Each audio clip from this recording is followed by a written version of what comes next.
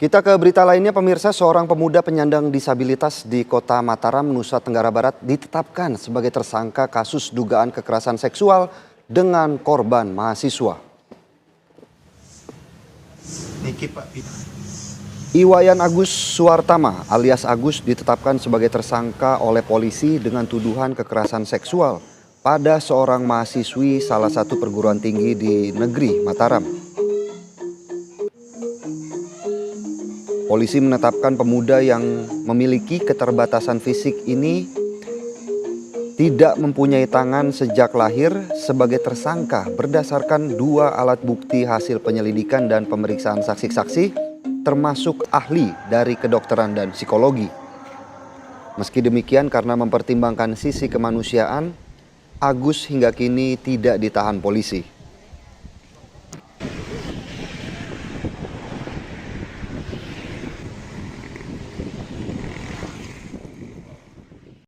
Saya sangat kaget dan shock sekali Pak, sampai saya pingsan, sampai saya dibawa ke rumah sakit waktu itu Pak. Sampai saya di oksigen, di macam-macam karena saya tidak kuat melihat anak saya sudah kondisinya kayak begini.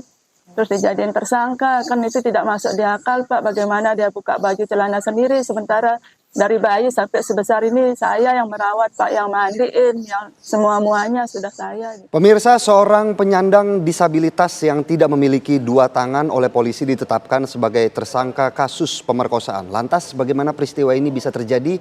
Kami sudah terhubung dengan Iwayan Agus tersangka, kemudian juga nanti akan ada pendamping korban dan juga dari pihak kepolisian. Kita sapa Agus terlebih dahulu. Selamat pagi Agus. Selamat pagi. Agus, mungkin bisa diceritakan terlebih dahulu kronologis awal bagaimana kemudian Agus bisa ditetapkan sebagai tersangka ini seperti apa? Ya, sama yang saya seperti ceritakan seperti awal, dan yang di mana saya dituduh memperkosa dengan keadaan fisik saya kayak gini, gitu Pak. Apakah kemudian Agus dengan korban ini memiliki kedekatan atau saling kenal seperti itu, Agus?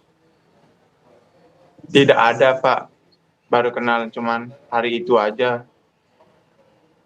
Kemudian apakah sejauh ini Agus juga kemudian sudah diperiksa oleh polisi dan apa yang kemudian alat bukti yang ditemukan sehingga Agus ditetapkan sebagai tersangka? Ya, sekarang ini saya sedang ditahan 20 hari ke depan di rumah ini Pak, gitu. Saya tahanan rumah, nah yang di mana saya ditahan di rumah ini dan alat bukti belum saya tahu alat bukti apa yang dipakai nahan saya ini Pak, gitu. Kemudian ketika kejadian Agus sendiri sedang berada di mana? Pertama di daerah Sudayana, terus diajak pergi ke homestay itu gitu, dia yang bayar, dia yang buka, dia yang semua-muanya Pak, gitu. Setelah itu lagi balik dan ketemu sama sosok 2 pria gitu di Islamic Center itu, terus seketika dia langsung tiba-tiba memeluk dan satu ada yang moto gitu dan diviralkan langsung saya Pak di media gitu. Berarti Agus sempat bertemu dengan pelapor?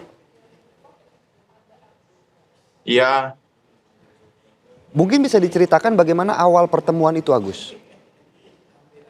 Ya, berawal saya dari kampus mau nyari makan ke teras Sudayana Pak.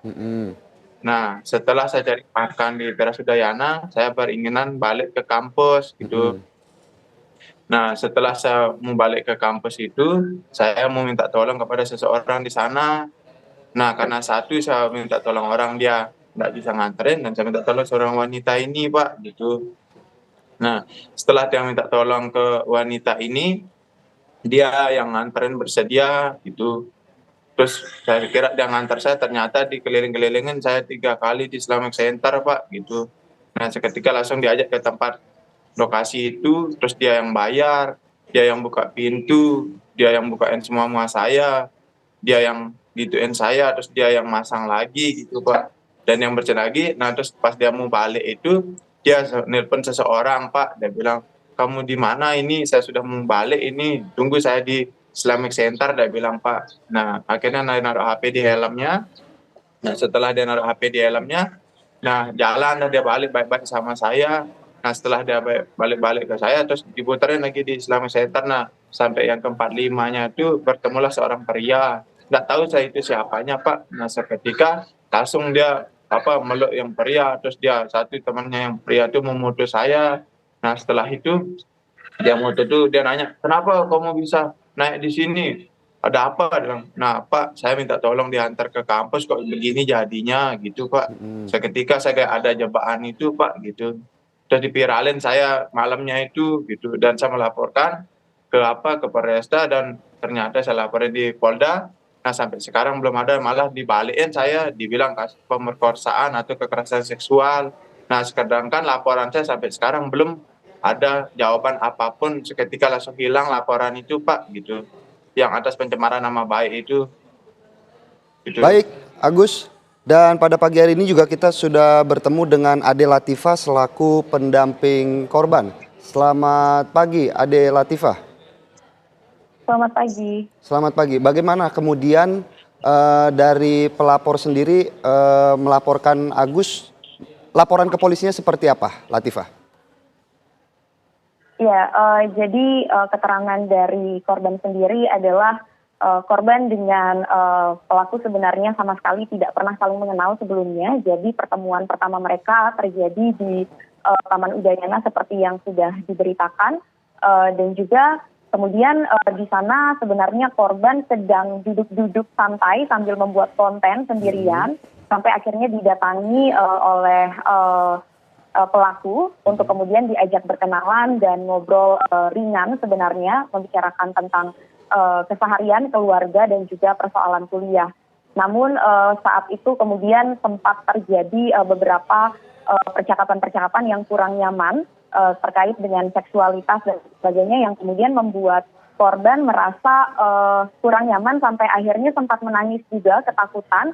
Dan kemudian pernyataan dari korban yang memang menjadi titik yang menjadi perhatian kami adalah di sana terjadi manipulasi dan juga ancaman yang dirasakan oleh korban, di mana pelaku mengancam bahwa jika korban tidak menuruti permintaan dari pelaku, maka pelaku akan melaporkan atau membeberkan masalah-masalah yang sudah mereka sharing selama obrolan itu terhadap orang tua korban.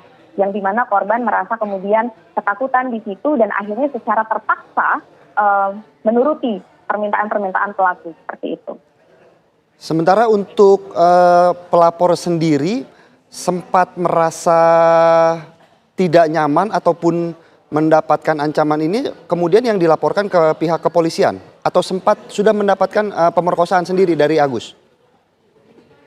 Setelah ancaman itu terjadi, kemudian dari pihak pelaku meminta korban untuk membawa dirinya, korban dan pelaku ke sebuah homestay, yang dimana akhirnya di sana terjadi pelecehan seksual fisik. Jadi saya tegaskan di sini yang terjadi adalah pelecehan seksual fisik dari pelaku terhadap korban seperti itu. Dan di sana juga sebenarnya dari korban sendiri sudah sempat melawan juga, namun di sana juga ada ancaman lainnya di mana dikatakan bahwa kalau misalnya melawan nanti hidupnya hancur dan juga kalau teriak didengar orang nanti mereka akan dinikahkan. Sehingga korban juga semakin ketakutan di situ dan akhirnya setelah itulah baru kemudian korban melaporkan kejadian itu ke kepolisian.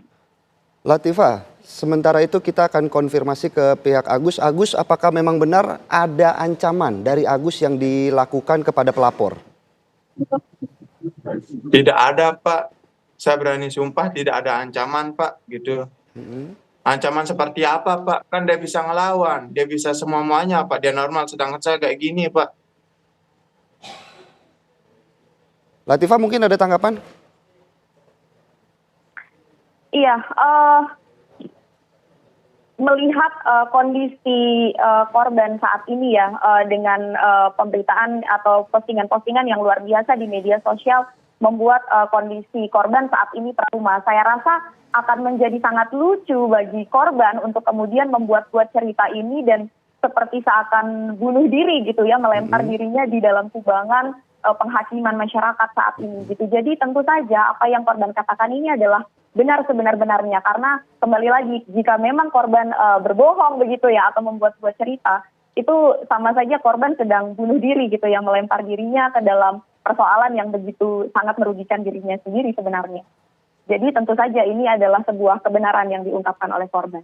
Berarti Latifah, saya sedikit ingin kembali mengkonfirmasi bahwa sebenarnya pelapor dan juga Agus ini memang sebelumnya tidak pernah bertemu ya? Tidak pernah. Dan perlu saya tegaskan juga satu hal bahwa korban yang melapor ini bukanlah satu-satunya korban sebenarnya, karena di dalam kasus ini saksi lainnya, 2 saksi lainnya itu juga sebenarnya adalah korban lainnya. Jadi di dalam kasus ini sebenarnya ada 3 korban dari si pelaku dengan modus-modus yang juga serupa. Dan kami sendiri sejauh ini sudah mengidentifikasi ada total 7 korban yang sudah berhasil kami identifikasi sebagai korban dengan pelaku yang sama. Agus, mungkin ada tanggapannya? Ya, dan kedengaran di sini Pak apa yang diomong sama yang perempuan Pak. Oh, jadi pihak pelapor ini kemudian merasa ada korban lain yang menjadi korban Agus. Mungkin ada tanggapannya, Agus? Nah, kalau itu Pak, saya berani bilang tidak Pak. Karena apa? Kenapa seketika baru ada kejadian ini semua langsung kayak gini, kayak gitu melaporkan yang tidak Pak gitu. Kan kalau memang ada dari awal dia sudah nganuin saya Pak, tapi kan kenapa pas seketika ada kasus saya ini semuanya langsung dicari-cari kesalahan orang Pak gitu. Dan Agus juga sempat dibawa berputar-putar kalau menurut keterangan Agus oleh pelapor, begitu ya Agus ya? Ya, iya Pak gitu. Apakah ketika Agus merasa tidak Dan nyaman untuk apa ada temennya? apakah ada upaya kemudian Dan untuk apa temennya dia- meminta tolong atau seperti apa? Enggak, maksud saya itu, dan untuk apa dia temannya yang cowok itu moto saya, memviralkan saya Pak gitu. Sedangkan dia juga ngambil foto saya diam-diam Pak, yang berada IG itu foto saya lagi ngisi acara di suatu kesenian, dia ngambil foto saya dan diviralkan itu Pak gitu. Tapi benar Agus sempat ataupun pernah mengancam korban? Tidak ada Pak gitu. Ancaman seperti apa Pak? Itu yang saya ingin tahu Pak gitu.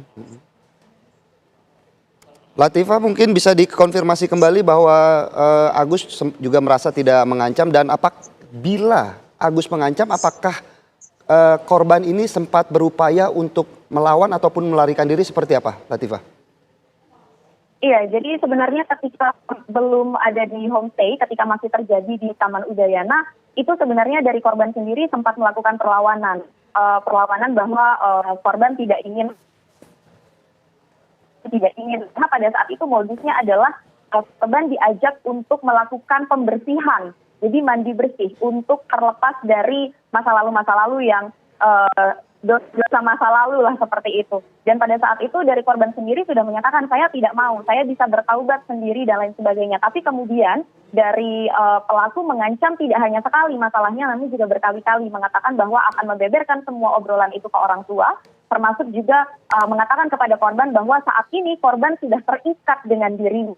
Jadi seperti itu yang akhirnya membuat korban merasa sangat ketakutan. Pun saat di homestay, korban juga tidak serta-merta memberikan peluang bagi Agus, bagi pelaku, di mana korban juga sebenarnya melawan. Tapi sekali lagi di situ ketika korban berteriak, pelaku kemudian mengatakan kalau misalnya kamu berteriak, orang-orang akan mendengar dan orang-orang akan menikahkan kita, seperti itu. Bahkan ketika pelecehan seksual fisik itu terjadi pun, si korban pun sempat mendorong pelaku, seperti itu. Baik, Ade, Latifah dan juga Agus, kami akan kembali mengajak ngobrol Anda di segmen berikutnya. Namun pemirsa, kami harus jeda sejenak. Kabar Utama Pagi akan kembali sesaat lagi untuk Anda.